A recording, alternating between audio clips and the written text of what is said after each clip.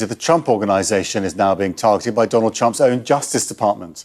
Letitia James has been subpoenaed as part of a criminal probe into her role in investigating both the Trump Organization and the National Rifle Association. The Justice Department declined to comment. James's attorney said it was a blatant and desperate example of political retribution and weaponizing the DOJ. Bryn Gingras joins us from New York on that. I mean, this is quite complex.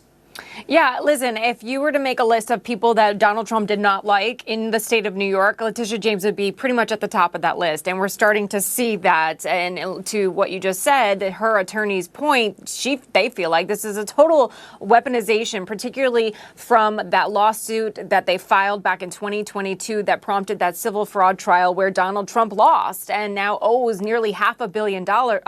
$500 million at this point, which he's appealing to that. But that is what we're learning from sources is sort of this is now going into subpoenas being filed, a grand jury being seated and questions being asked. What we're learning from sources is that the DOJ is essentially investigating whether or not Letitia James's office violated Donald Trump's civil rights, his constitutional rights, when conducting that investigation that led to that civil fraud trial. So that's the big question that's on the table for people who are seated in that grand jury. But of course, as you mentioned, Max, certainly her team is saying this is completely political retribution. Let me read part of the statement that they sent to us. Abby Lowell, James's attorney, says weaponizing the Department of Justice to try to punish an elected official for doing her job is an attack on the rule of law and a dangerous escalation by this administration. Now, you also mentioned another subpoena going to the NRA. Letitia James also filed a suit somewhat successfully against the National Rifle Association and in some ways winning, having that whole organization sort of be